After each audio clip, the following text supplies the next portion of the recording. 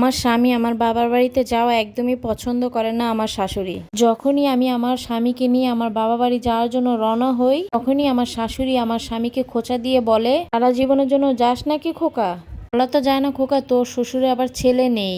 বলা তো যায় না তোকে আবার ঘর জামাই করে রাখতে পারে। এই কথাগুলো আমার শাশুড়ির মুখে শোনার পর আমার অনেক খারাপ লাগে। মনে হয়েছে যখনই বাবা বাড়ি যাওয়ার জন্য রওনা হয়েছি, তখনই তার ছেলের সামনে এই কথাগুলি বলে। আমার অনেক মন খারাপ হয়ে যায়, আমি অনেক কান্না করেছি। আর আমার স্বামী শত হলো তার মা, মুখের উপরে কিছু বলতে পারে না। এই তো গত 6 মাস পর আমি আর আমার স্বামী আসি আমার বাবা বাড়ি বেড়াতে। এখানে এসো আমার শাশুড়ি আমাকে 1 ঘন্টাও শান্তিতে থাকতে দেয়নি। এমনকি তার ছেলেকে সারাক্ষণ একটার পর একটা ফোন দিতেই থাকবে, কখন বাড়িতে ফিরবো শুধু এটা জানতে চায়। অথচ ঠিক মতন একদিনও হয় নাই যে বাবার বাড়িতে এসেছি। আমার শাশুড়ি খুব কান্না করে ইমোশনাল ব্ল্যাকমেল করতে পারে। এই যে ধরেন, যখনই আমি আমার বাবার বাড়িতে বেড়াতে আসি, তুই একদিন পার হতে না হতে বলবে আমার প্রেশার লো হয়ে গেছে, আমার শরীর অনেক অসুস্থ, আমাকে ডাক্তারের কাছে যেতে হবে। তুই কি বাসায় ফিরবি নাকি নতুন শ্বশুর শাশুড়ি পেয়ে আমাকে ভুলে গেছিস? আমার স্বামী ঠিক তখন কি করবে সে নিজেও বুঝতে পারে না। তার একমাত্র ছেলেকে বিয়ে করেছিলাম, তার ফল আমি নিজে এখন হাড়ে হাড়ে টের পাচ্ছি। যে ধরেন আমার আর আমার স্বামীর মধ্যে কোনো ব্যাপার নিয়ে ঝগড়া হয় বা ঝামেলা হয়, তখনই আমার শাশুড়ি বড় বড় গলায় বলে, এমন বউ রাখার দরকার নেই, ওকে ওর বাবার বাড়িতে দিয়ে আয়, দেখবি ওর বাপ মা কতদিন বসে বসে খাওয়ায়। এই কথাগুলি বিশ্বাস করেন আমি বছরের পর বছর শুনতেছি। তখনই প্রতিবাদ করি, তখনই ঝামেলাটা একটু থেকে অনেক বেশি বড় হয়ে যায়। মনে হয়েছে আমার শাশুড়ি জিদ মিটানোর জন্য আমার বাবা মাকে নিয়ে নোংরা ভাষা গালাগালি করে।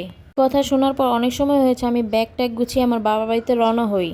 তখনই সে মাথা ঠান্ডা করে আমার স্বামী আমাকে বুকে জড়িয়ে ধরে, অনেক কান্না করে আর বলে, কখনো তোমার সাথে ঝগড়া করব না, এবারকার মতন মাফ করে দাও।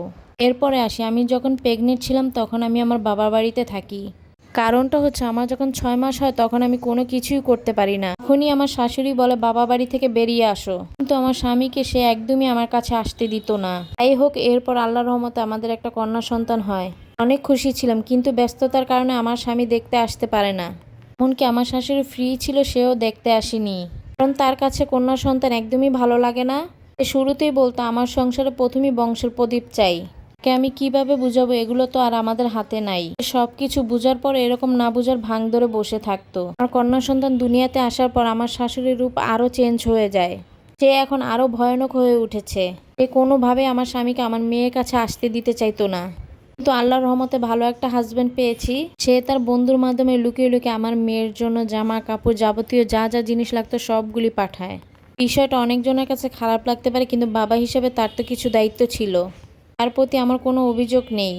বেচারা একক তো অফিস করে সারাদিন, মায়ের অভিযোগ, মায়ের অশান্তি, দ্বিতীয়ত বউ আর বাচ্চার প্রেশার। আমি কখনো চাইনি আমাদের জন্য আমার স্বামী কষ্টে থাকুক। তবে মেয়েকে নিয়ে আর কতদিনই বা বাবা বাড়ি থাকবো। আশেপাশে মানুষও বলা শুরু করেছে, মেয়ের বাবা কি মেয়েকে দেখতে আসে না? এই কথাগুলো কোনোভাবে হয়তো বা আমার স্বামীর কাছে গিয়েছে, যে তার মা রাজি না থাকলেও আমাদের জন্য একটা আলাদা বাসা ভাড়া নিয়েছে, তাতে করে আমাদের সম্পর্কটা আরো বেশি ভালো থাকুক। কারণ আমার শাশুড়ির সাথে থাকলে সে নানান দিন আরো বেশি ঝামেলা করে থাকে আমার সাথে।